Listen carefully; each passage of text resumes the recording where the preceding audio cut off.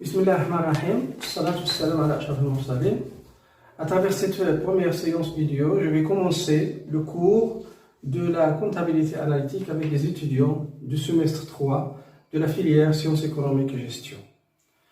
La comptabilité analytique, c'est une technique importante. Pourquoi? Parce qu'elle permet de nous donner une information précieuse. Quelle est cette information? C'est l'information sur le coût supporté par l'entreprise au niveau de la production et la vente d'un produit. Donc une fois on a cette information sur le coût, on peut faire la comparaison avec le prix de vente qui est exogène, qui est déterminé sur la base de l'offre et la demande, et ce coût supporté par l'entreprise. Donc si le prix de vente est supérieur au coût, c'est-à-dire que l'entreprise arrive à couvrir grâce à ce prix de vente le coût de la production et de la vente. Si ce prix de vente il est inférieur au coût supporté, c'est-à-dire que l'entreprise ne va pas réaliser des bénéfices, c'est-à-dire que le prix de vente n'arrive même pas à couvrir les coûts supportés par l'entreprise. Et là, en se basant sur la relation que vous avez déjà fait au niveau de, je pense, la microéconomie, c'est profit total, profit total,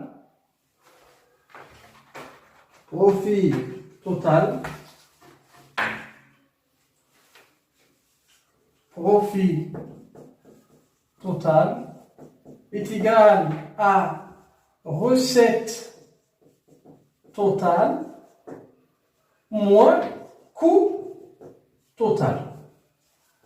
Donc le profit, c'est la différence entre la recette totale qui n'est autre que le chiffre d'affaires, c'est-à-dire le prix de vente fois la quantité vendue. Donc là c'est le chiffre d'affaires.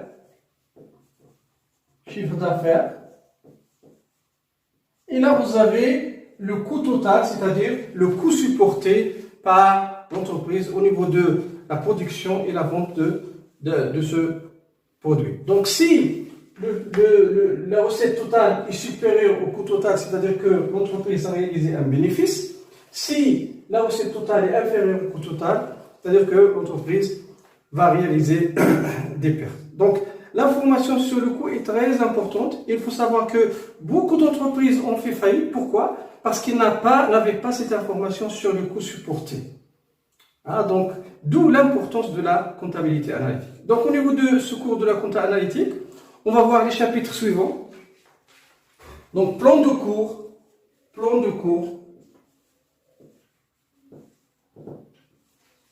Chapitre 1. Analyse conceptuelle. Analyse conceptuelle de la comptabilité analytique. Donc, premier chapitre, analyse conceptuelle de la comptabilité analytique. Donc, ce chapitre-là va nous permettre de connaître la comptabilité analytique, va nous permettre de connaître sa définition, son évolution, ses objectifs, ses contraintes, etc. Donc là, ça concerne le premier chapitre. Puis vous avez le deuxième chapitre, chapitre 2, la mesure du coût complet. La mesure du coût complet. Le coût complet, on l'appelle aussi le coût de revient. Coût de revient. On va le définir par la suite comme étant la somme des coûts. Donc le coût de revient, ou bien le coût complet, c'est la somme des coûts. C'est la somme de coût d'achat, coût de production et coût de distribution. Donc chapitre 2, on va voir, on le répète, la mesure du coût complet. On va essayer de calculer ce coût complet, ou bien ce coût de revient. Concernant le chapitre 3, on va voir les méthode du coût partiel. Donc, un certain nombre de méthodes qu'on va voir pour déterminer le coût partiel, surtout ce qu'on appelle la méthode de coût variable ou bien la méthode de direct costing, avec direct costing simple et direct costing évolué. On va voir à ce niveau-là aussi qu'on appelle l'imputation rationnelle des charges fixes. On va voir le seuil de rentabilité. Donc là, vous avez un certain nombre d'outils, de méthodes qui appartiennent à la famille de méthodes de coût partiel. Donc on a 3 chapitres, je répète. Chapitre 1, analyse conceptuelle de la comptabilité analytique, qu'on va commencer au niveau de cette première séance vidéo. Chapitre 2, la mesure du coût complet, ou bien le coût de revient. Et chapitre 3, les méthodes du coût partiel. Donc ça concernant le plan de cours de la comptabilité analytique qu'on va traiter, Inch'Allah, au niveau de ce semestre 3. Donc on va passer directement au chapitre 1. Chapitre 1.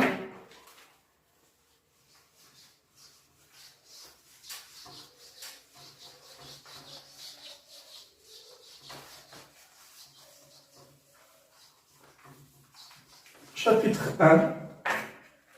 Analyse conceptuelle de la comptabilité analytique. Donc au niveau de ce chapitre, on va voir 2 sections. La section 1, définition, objectif et contraintes de la comptabilité analytique. De la comptabilité analytique. Donc je répète, section 1, définition. On va essayer de définir la comptabilité analytique. On va donner ses objectifs et on va donner un certain nombre de contraintes de cette technique qui est la comptabilité analytique. Donc là, concernant la définition de la comptabilité analytique, donc il y a plusieurs définitions de la comptabilité analytique. Il existe plusieurs définitions. La plus simple, je vais essayer de vous donner la plus simple, c'est que la comptabilité analytique, je vais poser CA comme abréviation. La comptabilité analytique, la CA, est une technique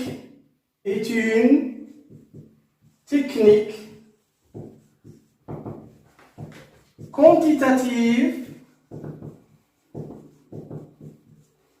de collecte,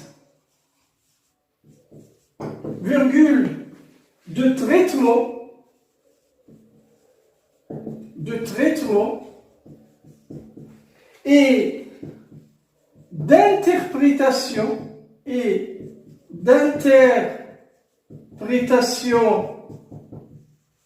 des données globales qui conduit à prendre des mesures de détail. Donc je répète la définition.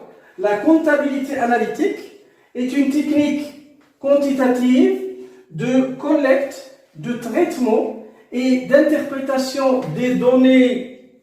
Donc je vais souligner les données globales qui conduit à prendre des mesures de détail. Donc la comptabilité analytique s'intéresse aux détails.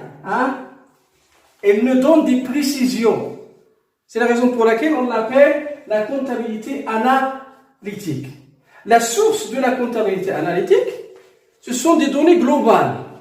Ces données globales sont données par quelle technique? Sont données par la comptabilité générale. C'est-à-dire que la source de la comptabilité analytique, c'est la comptabilité générale. Donc la comptabilité analytique utilise les données ou bien les informations fournies par la comptabilité générale pour donner des informations plus détaillées. On a par exemple une entreprise qui a 3 activités. Donc la comptabilité générale va nous donner des informations sur les charges supportées par cette entreprise de façon générale, à travers le CPC, le compte de produits et charges qu'on a vu au niveau du semestre 1. La comptabilité analytique, qu'est-ce qu'elle va faire? Elle va nous donner des informations, bien des charges de différentes activités. Donc on a 3 activités.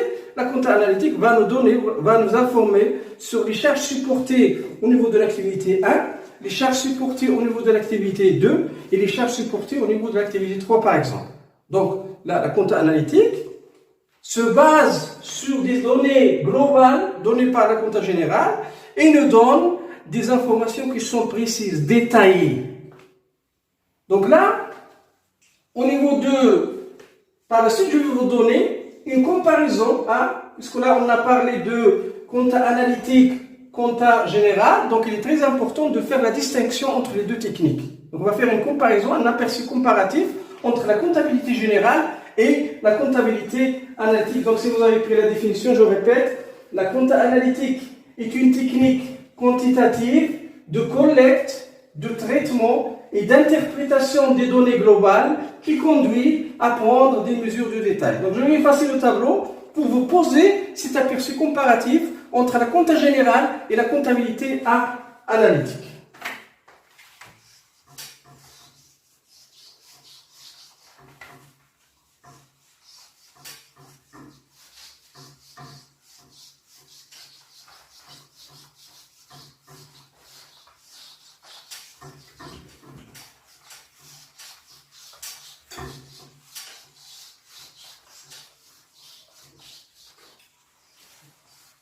Donc là, je vais poser un petit tableau à 2 colonnes. Là, vous avez la comptabilité générale et là, vous avez la comptabilité analytique. Comptabilité générale.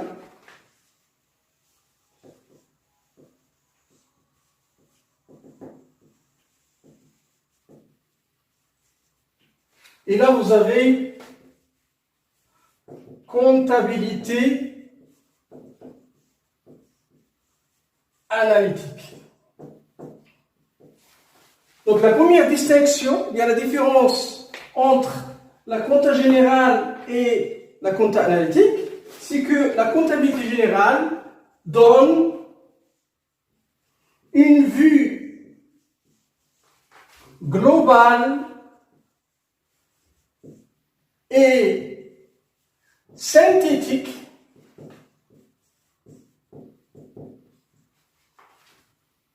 des comptes de l'entreprise.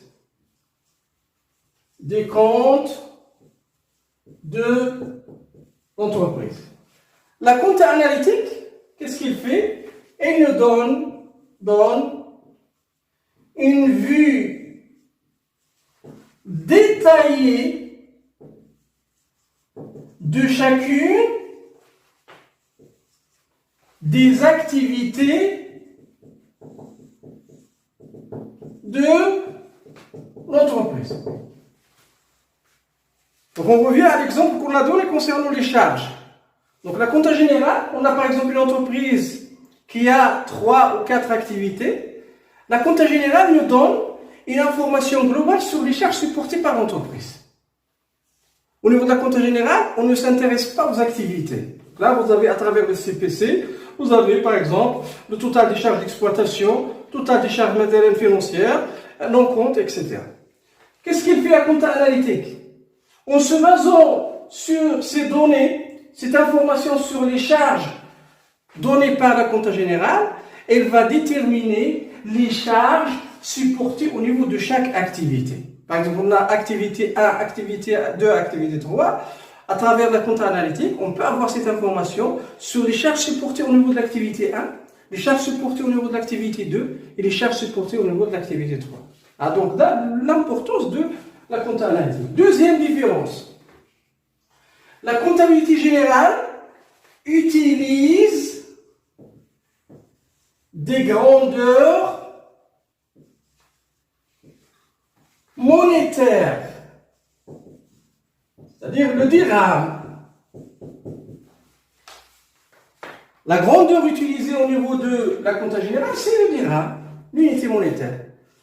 La compta analytique utilise des grandeurs économiques. Des grandeurs économiques, on va le voir par la suite. Il y a plusieurs grandeurs économiques. Par exemple, entre parenthèses, heure machine,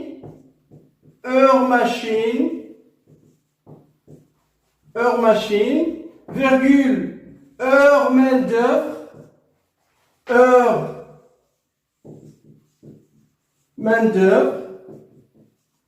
Par exemple, un autre exemple, la quantité de matière première utilisée, quantité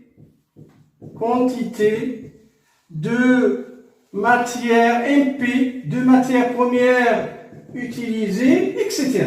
Là, vous avez exemple de grandeur économique. Donc, je répète, la compta générale utilise des grandeurs monétaires, le dirham, alors que la compta analytique, elle utilise des grandeurs économiques telles que leur machine, leur main-d'œuvre directe, quantité de matière utilisée, matière consommée, etc., etc. Donc, ce sont des grandeurs qu'on va voir par la suite au niveau de ce cours-là. Une autre différence, la comptabilité générale a un objectif, la compta générale, CG, a un objectif financier. Quel est cet objectif financier? C'est l'analyse de la situation financière de l'entreprise. Donc la compta générale analyse cette situation financière de l'entreprise. La compta analytique a un objectif économique. La CA, la compta analytique, a un objectif économique. Quel est cet objectif économique? C'est nous informer sur le bon fonctionnement de cette entreprise, ou bien la bonne marche de l'entreprise. Donc, entre parenthèses, le bon fonctionnement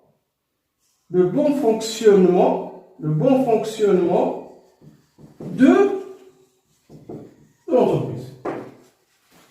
Comment fonctionne cette entreprise? Donc, la compta générale a un objectif financier, alors que la comptabilité analytique a un objectif économique, c'est-à-dire qu'elle s'intéresse au bon fonctionnement de l'entreprise. Une autre différence, c'est que la compta générale nous donne un résultat annuel, on l'avait vu l'année dernière, grâce au bilan. Donc, la compta générale CG nous donne un résultat annuel, c'est-à-dire pour l'année, qu'on a appelé au niveau de S1, au niveau de la compta générale, comme étant un exercice comptable.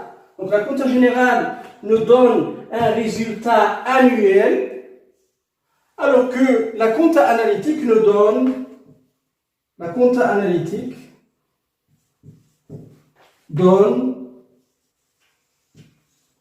un résultat mensuel.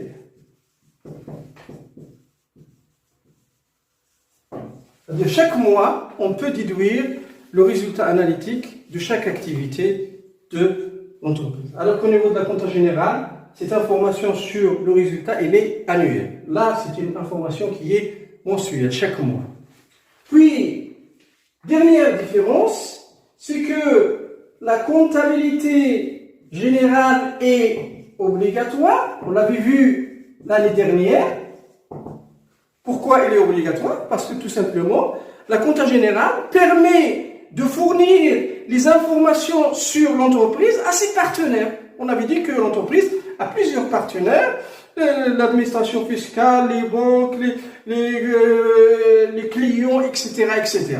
Donc la compta générale permet de fournir cette information sur la situation de l'entreprise à ses partenaires. C'est-à-dire que la compta générale permet de donner des preuves aux partenaires de l'entreprise sur la situation de l'entreprise. Ce qui fait que cette technique, elle est obligatoire. Donc la compta générale, elle est obligatoire. La comptabilité analytique est facultative.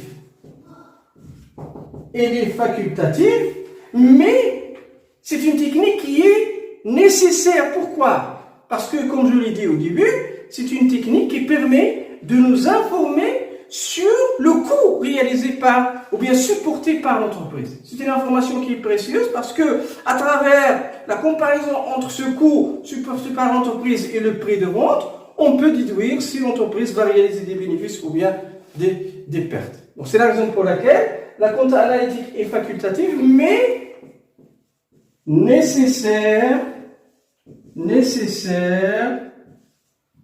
pour le bon fonctionnement de l'entreprise. Le bon fonctionnement de l'entreprise. Donc là, vous avez un certain nombre de différences entre la comptabilité générale et la compta analytique. Je répète, la compta générale nous donne une vue globale et synthétique du compte de l'entreprise, alors que la comptabilité analytique nous donne une vue détaillée de chacune des activités de l'entreprise. C'est la raison pour laquelle on l'appelle la comptabilité analytique. Deuxième différence, la compta générale utilise des grandeurs monétaires en termes de dirhams. La compta analytique utilise des grandeurs économiques comme heure machine, heure main d'œuvre, direct, quantité de matière utilisée, consommée, etc.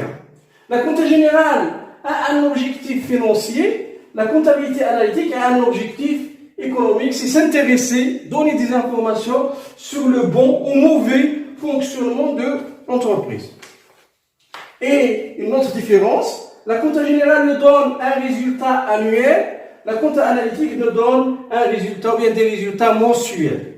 Dernière différence, la compta générale est obligatoire, la comptabilité analytique est facultative, mais qui est nécessaire pour le bon fonctionnement de l'entreprise. Donc ça concernant cet aperçu comparatif entre la comptabilité générale et la comptabilité analytique. Donc au niveau de ce chapitre, cette première section, on a donné la définition de la compta analytique, on a posé un aperçu comparatif, ou bien on a fait une comparaison entre la compta générale et la compta analytique. Le point suivant, j'efface le tableau.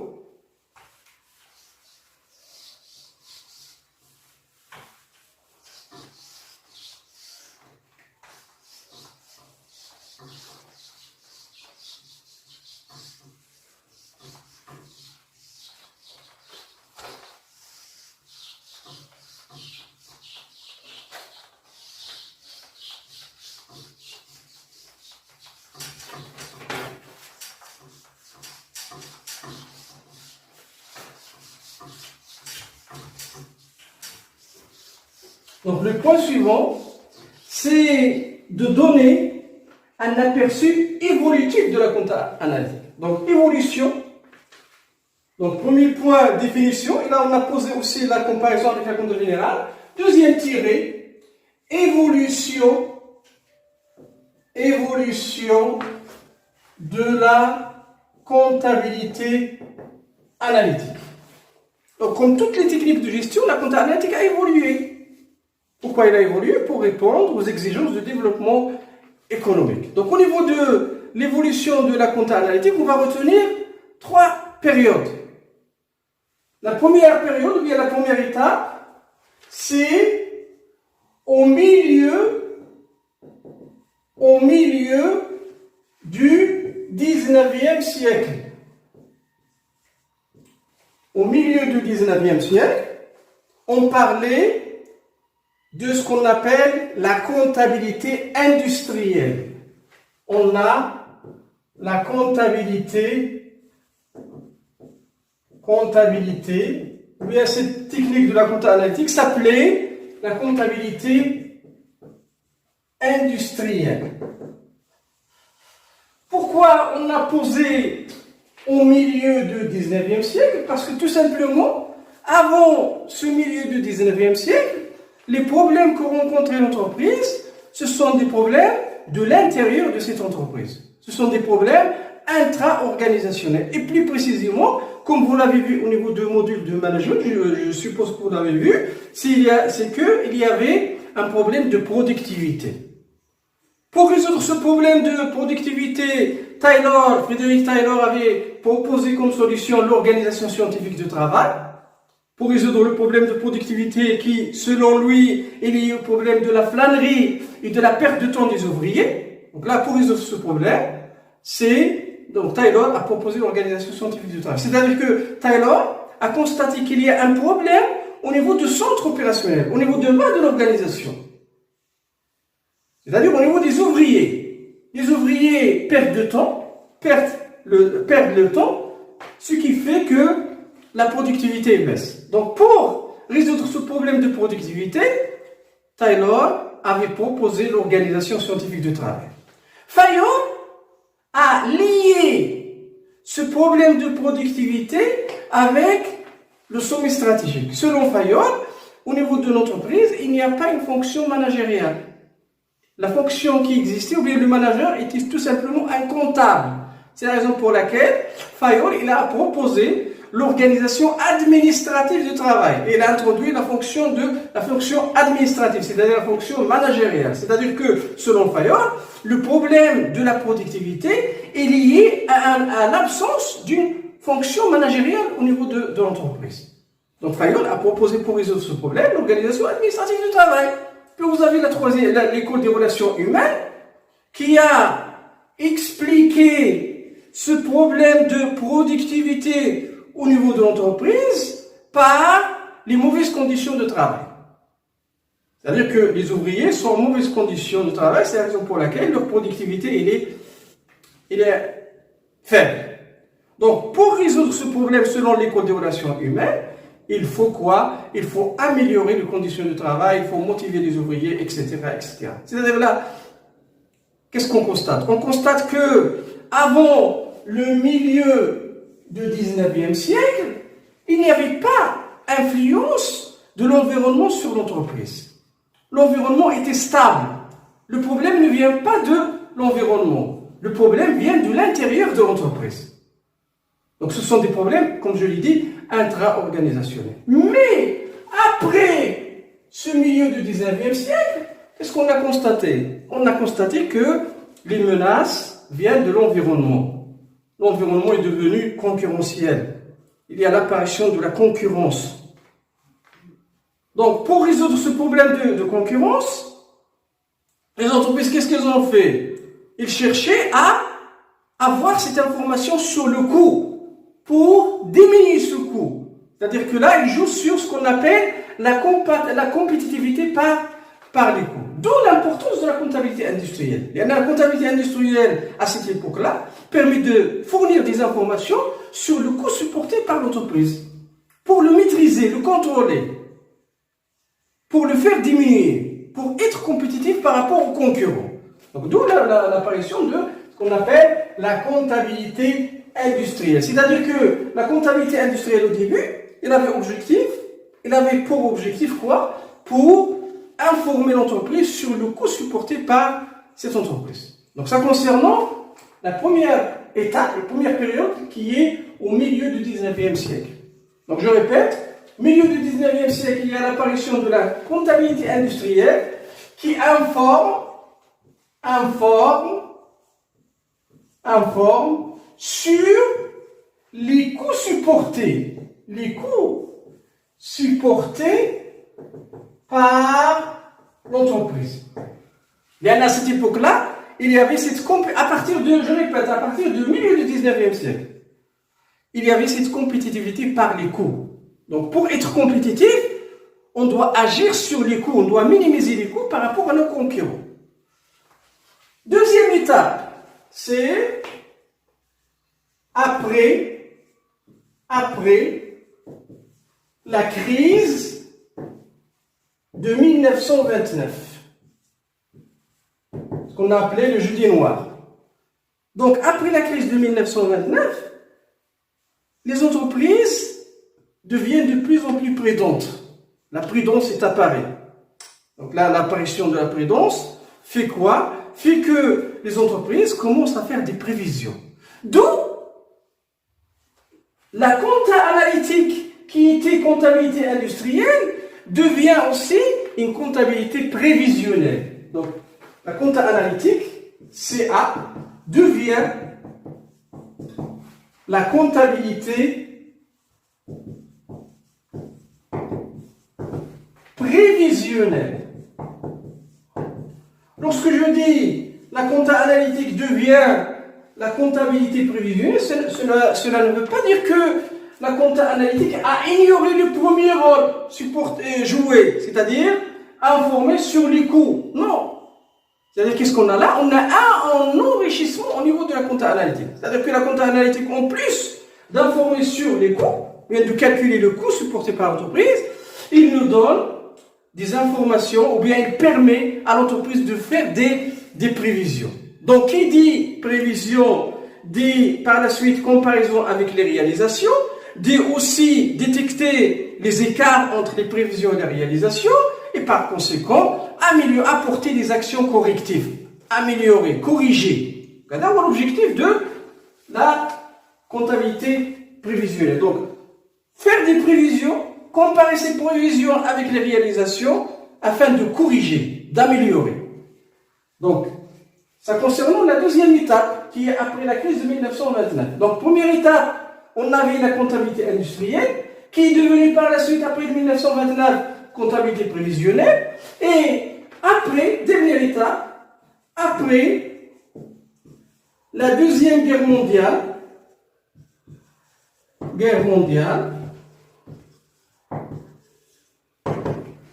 la compta analytique est devenue comptabilité de gestion.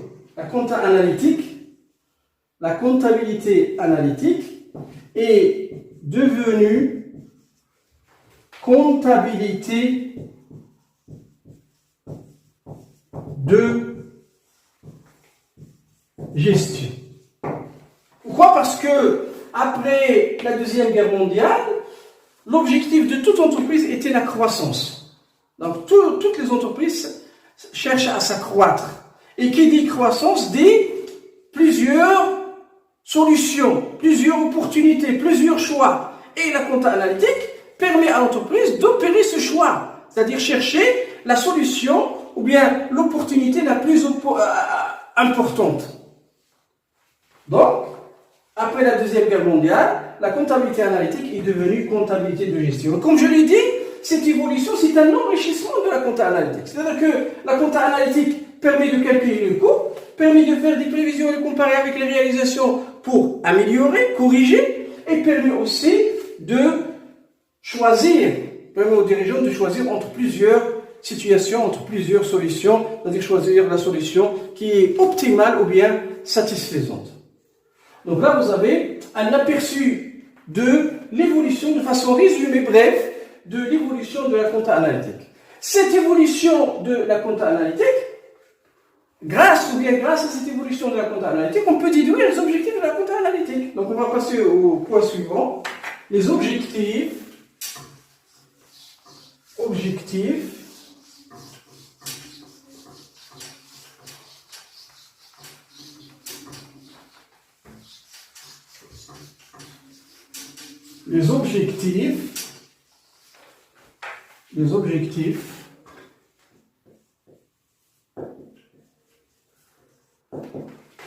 de la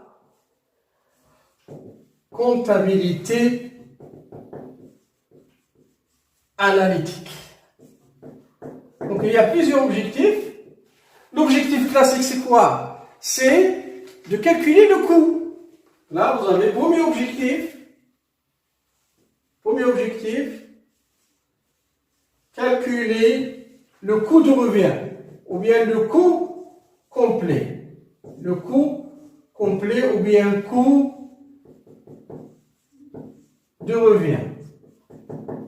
Comme je l'ai dit, le coût de revient, c'est la somme des coûts, c'est la somme de coûts d'achat, coûts de production, coûts de distribution.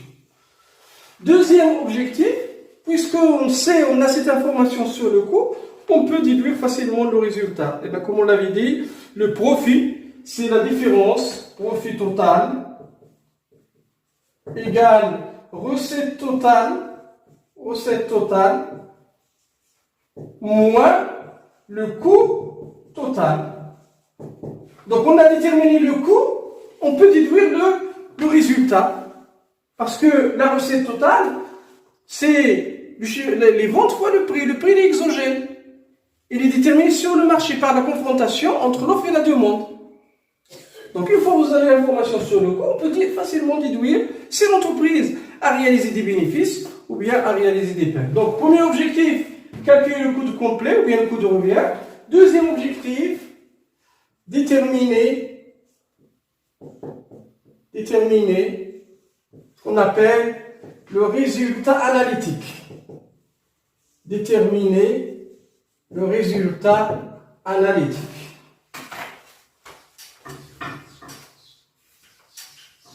Troisième objectif, analyse et contrôle des charges. Analyse et contrôle des charges. Donc, comme je l'ai dit, le coût de revient,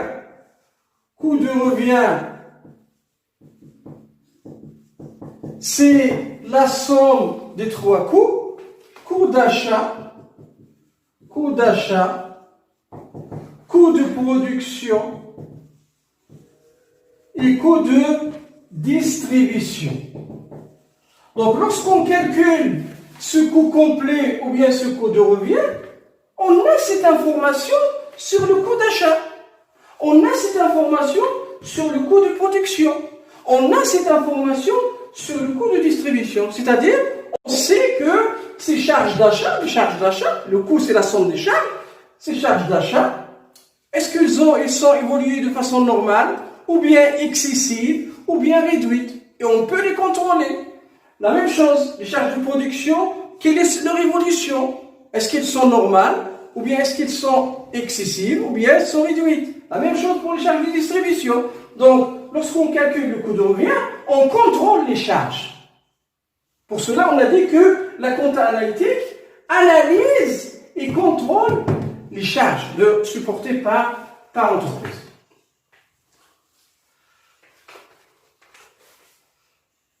Un autre objectif, informer ou bien suivre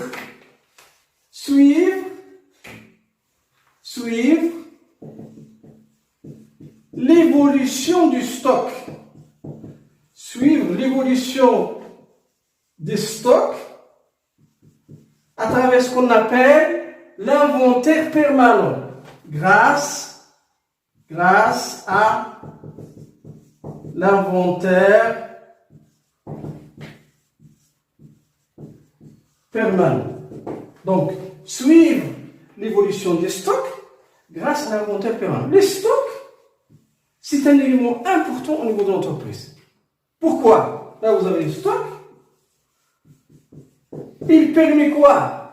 Il permet ce qu'on appelle d'éviter la rupture de stock. Permet d'éviter la rupture du stock avec ce qu'on appelle l'existence d'un stock de sécurité.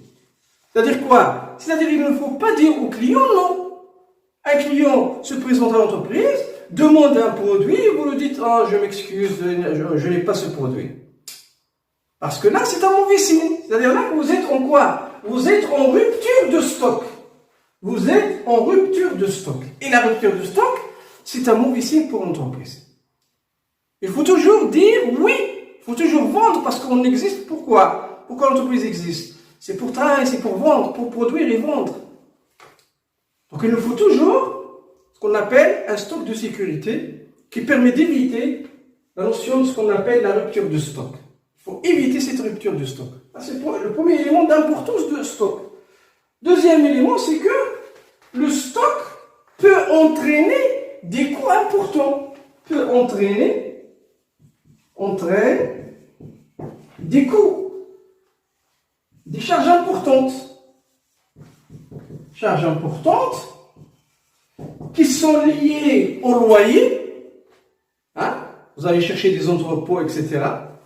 pour stocker, ou bien problème de destruction de stock. Donc il faut gérer le stock. Le stock, c'est un élément important au niveau de l'entreprise. Donc grâce à un compte analytique, on peut suivre l'évolution du stock. Grâce à un outil important, précieux, ce qu'on appelle l'inventaire permanent, qu'on va voir. Donc au niveau de ce cours-là, il y a une section sur le stock. L'évaluation de sortie de stock, ou bien la valorisation de sortie de stock.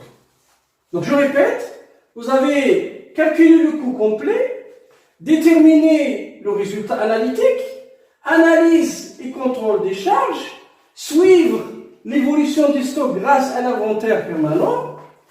Un autre objectif, faire des prévisions,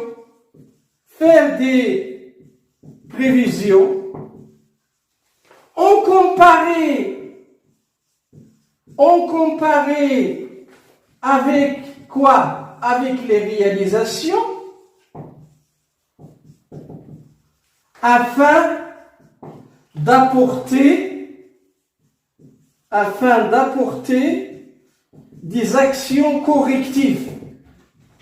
Des actions correctif. Il faut toujours corriger. Et comme on l'avait dit, c'est un objectif de la comptabilité prévisionnelle.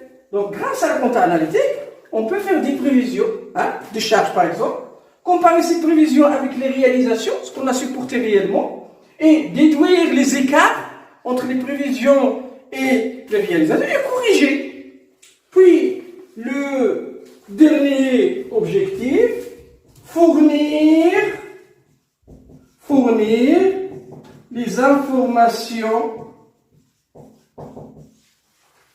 à la prise de décision.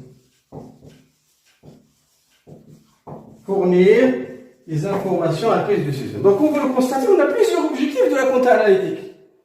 Donc, calculer le coût complet, déterminer le résultat analytique, analyser et contrôler les charges, suivre l'évolution des stocks grâce à l'inventaire permanent, faire des prévisions, ce sont des prévisions de charges par exemple, en comparer avec les réalisations afin d'apporter des actions correctives et fournir les informations nécessaires à la prise de décision. Donc, comme vous le constatez, cette évolution qu'on avait vue auparavant nous a permis de déduire un certain nombre d'objectifs de la comptabilité analytique. Donc, dernier point au niveau de cette section, j'efface.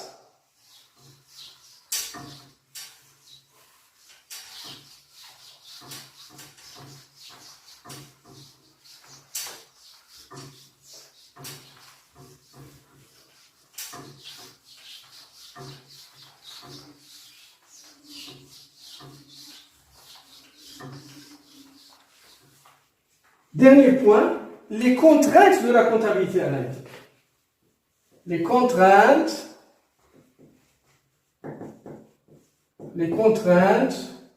de la comptabilité analytique. Quelles sont les contraintes d'utilisation de la comptabilité analytique?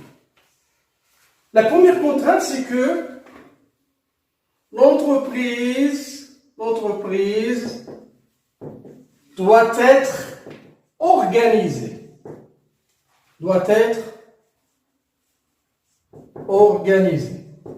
C'est-à-dire qu'au niveau de l'entreprise, on doit avoir l'organigramme qui permet de nous informer sur les différentes fonctions de l'entreprise, sur les différents services au niveau de l'entreprise, les différents ateliers, etc.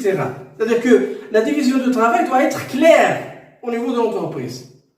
Pourquoi? Parce que la compta analytique, c'est une composante importante de ce qu'on appelle le contrôle de gestion. Vous allez voir par la suite au niveau du semestre 6.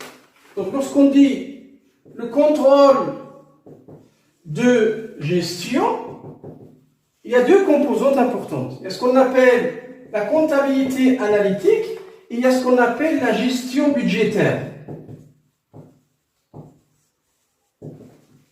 Donc, la compta analytique, c'est une composante principale du contrôle de gestion. Et le contrôle de gestion sert à quoi? Sert à responsabiliser. On a par exemple un centre ou bien une fonction achat. Il est sous la responsabilité de monsieur X. Ce monsieur X est responsable des charges supportées au niveau de la fonction achat. C'est-à-dire que grâce à cette division de travail, ou bien grâce à l'apparition de ces différentes fonctions, différents services dans l'entreprise, on peut facilement responsabiliser, déterminer les responsabilités au niveau de l'entreprise. Donc, l'application d'une la comptabilité analytique exige l'organisation au niveau de l'entreprise. Si l'entreprise n'est pas organisée, on ne peut pas appliquer ou bien on ne peut pas utiliser la comptabilité analytique. Donc une condition importante au niveau de l'application ou bien pour appliquer la comptabilité analytique, c'est quoi? C'est que l'entreprise doit être organisée. Si l'entreprise n'est pas organisée, on ne peut pas appliquer la comptabilité analytique. Deuxième contrainte,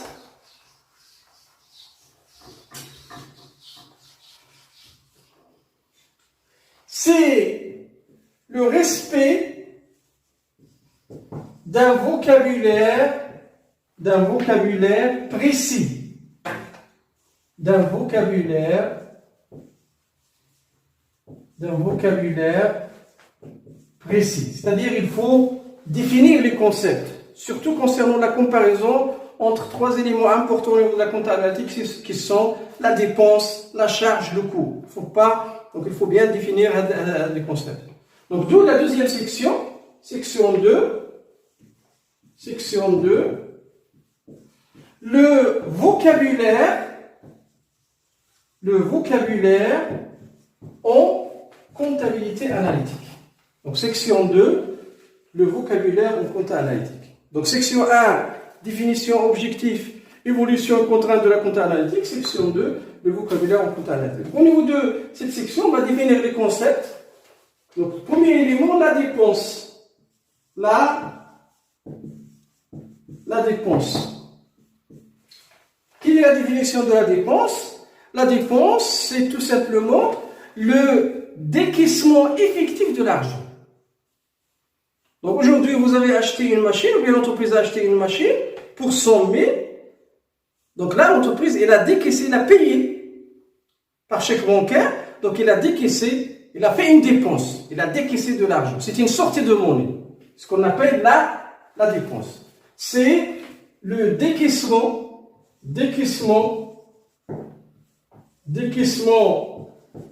effectif de l'argent. C'est une sortie de monnaie. Sortie de monnaie. Donc ça concernant la définition de la dépense. Puis vous avez la charge. La charge. La charge, ce n'est pas la dépense. La charge, c'est quoi? C'est une partie de la dépense qui concerne une période. Une partie de la dépense qui concerne une période. Ce qui fait que il y a un décalage, ce qui entraîne, on a un décalage dans le temps entre la dépense et la charge. Entre la dépense et la charge. On a deux situations. Première situation, c'est que les charges sont enregistrées après la dépense. Deuxième situation, les charges sont enregistrées avant la dépense. Donc je vais poser ces deux situations. Je vais passer là.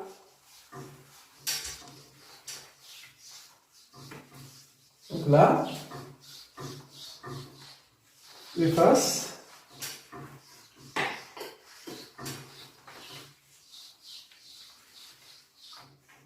Donc vous avez, on a dit qu'il y a un décalage.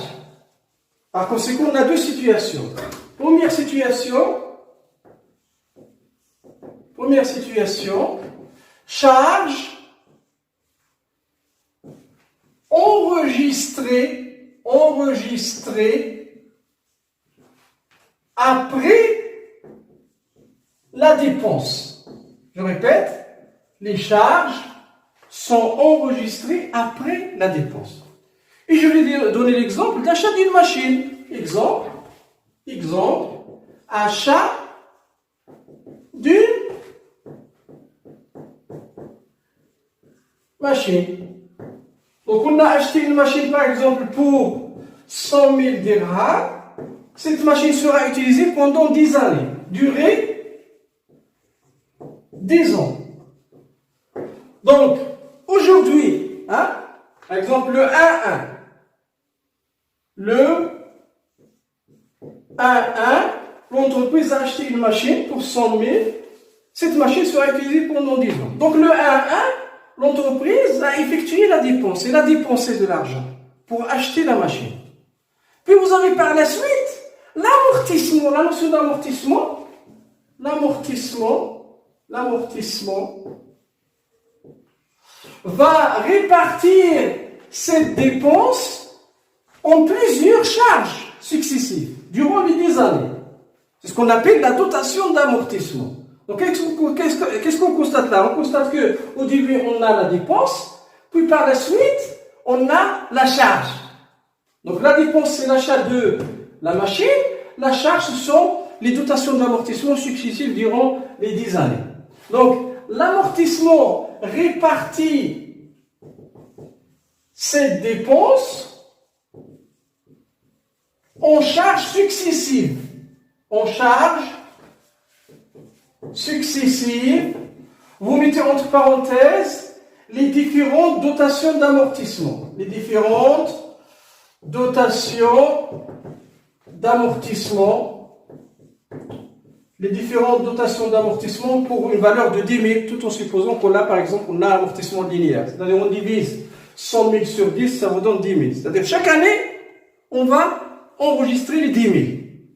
Donc là, qu'est-ce qu'on constate? On constate que la charge, elle est enregistrée après la dépense. Puis vous avez une deuxième situation, lorsque la charge est enregistrée avant la dépense. La charge, deuxième situation, charge enregistrée avant la dépense. Charge enregistrée avant la dépense. Et là, on va prendre l'exemple d'une grosse réparation. Exemple d'une grosse réparation. Donc là, par exemple, une entreprise possède une machine qui est en panne. Donc la machine est tombée en panne, donc on prévoit faire une grosse réparation. C'est une machine qui est coûteuse, achetée de l'étranger. La réparation, elle est coûteuse. C'est-à-dire que, par exemple, on va faire parvenir un ingénieur de France, par exemple, et cette réparation, ça coûte cher. Donc, pour faire cette réparation, qu'est-ce qu'on doit faire? On doit s'y préparer.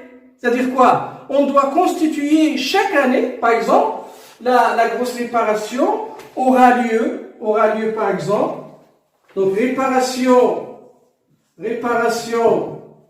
d'une machine. Donc, on est par exemple l'année 2020, la réparation aura lieu l'année 2025. Hein? Donc, réparation d'une machine, année en 2025. En 2025, le montant de la réparation, par exemple, de 150 000. Hein? C'est une grosse réparation. Qu'est-ce que l'entreprise va faire? Va se préparer à cette grosse réparation. C'est-à-dire, là, on divise les 250 000, je suppose que la durée, elle est de 5 ans. Il va diviser les 250 000 sur 5. On aura donc 250 000 sur 5. C'est-à-dire combien? 50 000. 50 000. C'est-à-dire que là, l'entreprise, chaque année, va faire une provision de 50 000. C'est une forme d'épargne. Et à la fin en année 2025, il va faire la grosse réparation. Donc, qu'est-ce qu'on constate là? On constate que la charge, elle est enregistrée avant la dépense. On constate qu'on enregistre les charges et par la suite vient la dépense en année 2025. Donc là, vous avez deux situations. Première situation, charge enregistrée après la dépense. Deuxième situation, charge enregistrée avant la dépense. Donc en parlant des charges, on va évoquer la classification des charges. Différentes classifications des charges. Donc là vous posez classification des charges. Classification des charges. On a la classification donnée par la compta générale qu'on a vu l'année dernière au niveau du semestre 1. Classification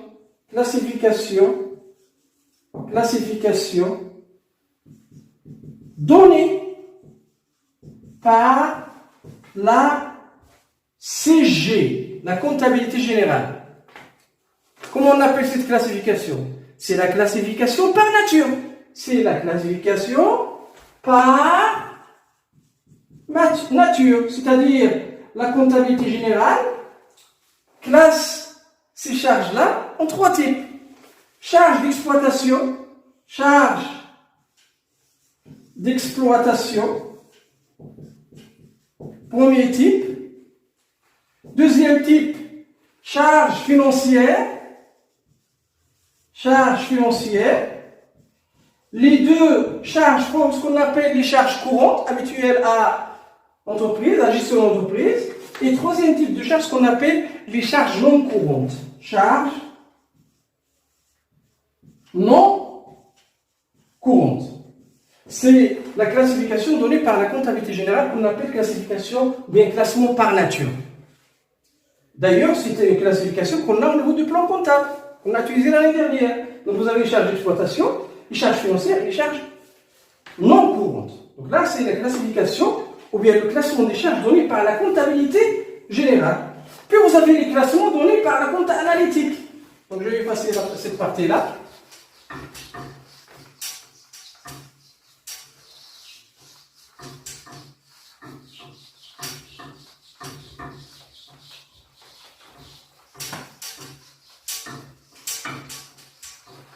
Donc vous avez classification, données, classification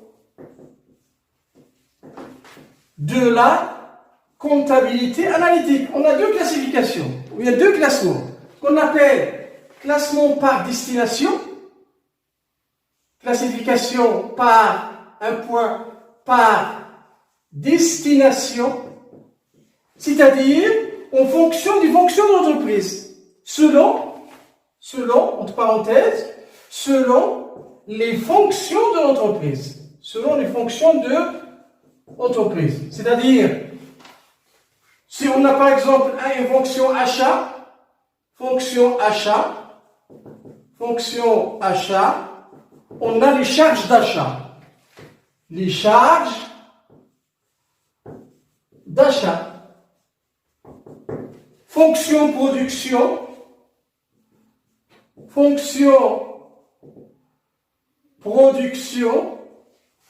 on a les charges de production.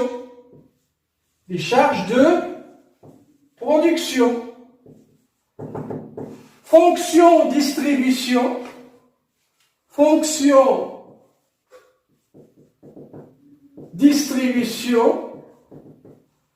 on a les charges de distribution, les charges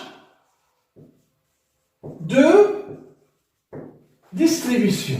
C'est-à-dire quoi? C'est-à-dire qu'on classe ces charges-là en fonction des fonctions ou bien des services qui existent au niveau de l'entreprise. C'est un classement, ce qu'on appelle classement par destination, qu'on trouve au niveau de la comptabilité analytique, donc donné par la compta analytique. Vous avez le premier classement par destination. Puis vous avez aussi ce qu'on appelle classement par variabilité des charges. Par variabilité des charges. Classement par variabilité des charges. Et là, on distingue entre ce qu'on appelle les charges variables, c'est-à-dire ce sont des charges qui varient avec l'activité de l'entreprise, et vous avez les charges fixes. Les charges fixes qui ne varient pas avec l'activité de l'entreprise sont supportées quelle que soit l'activité. L'entreprise travaille ou non, donc l'entreprise doit supporter ces charges fixes. Entre les deux, on peut déduire les charges semi-variables. Donc là, vous avez le classement de la compta analytique, ou bien la classification de la compta analytique. C'est une classification soit par destination, c'est-à-dire en fonction ou bien selon les fonctions de l'entreprise, fonction achat, charge d'achat, fonction production, charge de production, fonction distribution, charge de distribution. Et on a un deuxième classement par variabilité des charges, et là on déduit les charges variables, les charges fixes, les charges semi-variables. Donc vous avez le classement donné par la compta générale, selon, mais on l'appelle classement par nature. Charge d'exploitation, charge financière, charge non courante. Donc ça concerne la notion de charge. Et le troisième concept, j'efface le tableau.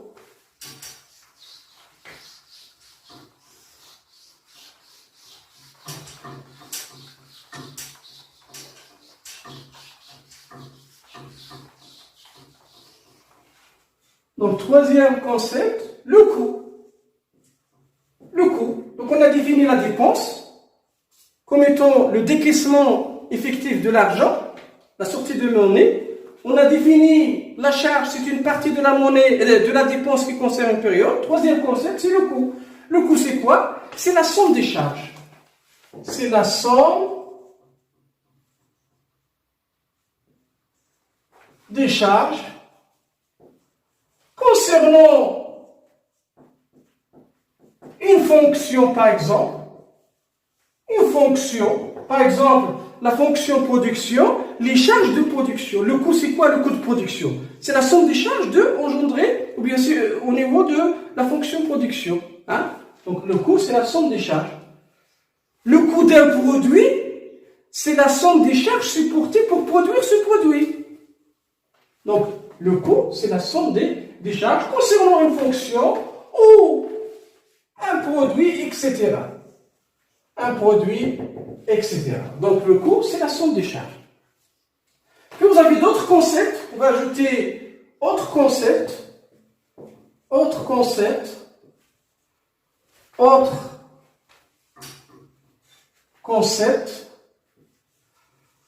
On a le coût de revient qu'on a déjà défini. Le coût de revient,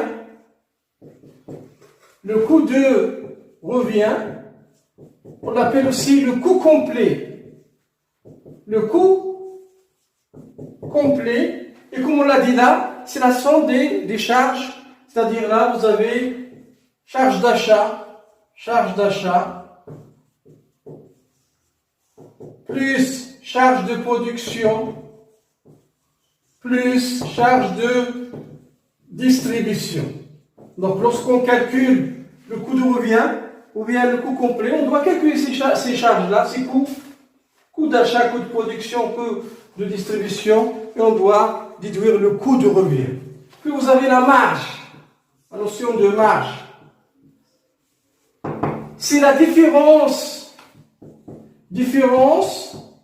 entre prix de vente et un coût. La marge, c'est quoi? C'est la différence entre le prix de vente et un coût. Si je prends l'exemple de marge sur coût variable, exemple, marge sur coût variable égale quoi? Le prix de vente moins le coût variable. Donc la marge, c'est quoi? C'est la différence, le facteur entre le prix de vente et un coût quelconque. Marge sur coût variable, par exemple, c'est la différence entre le prix de vente que vous avez là, moins le coût variable. Et là, pourquoi? Parce que là, on calcule la marge sur coût variable. Et troisième, dernier concept, là, le résultat. Le résultat, donc la compta analytique, on parle de résultat analytique. C'est la différence entre le prix de vente et le coût de revient, ou bien le coût complet. Et le coût complet, ou bien le coût de revient. Ou bien le chiffre d'affaires, moins le coût complet, ou bien le coût de revient. Donc le résultat, c'est la différence entre le prix de vente et le coût complet, ou bien le coût de revient. Donc là, on a terminé au niveau de cette séance-là. Comme vous le constatez, on a traité le premier chapitre. Et c'est un chapitre, comme je l'ai dit au début, va nous permettre de connaître de la technique, d'un point de vue conceptuel. La séance prochaine, Inch'Allah, on va entamer le deuxième chapitre. Et là, on va essayer de calculer ou bien de mesurer, comme je le dis, le coût de revient ou bien le coût complet. Chapitre 2, il est intitulé La mesure du coût complet. Donc on s'arrête à ce niveau-là. Salam alaikum wa rahmatullahi wa barakatuh.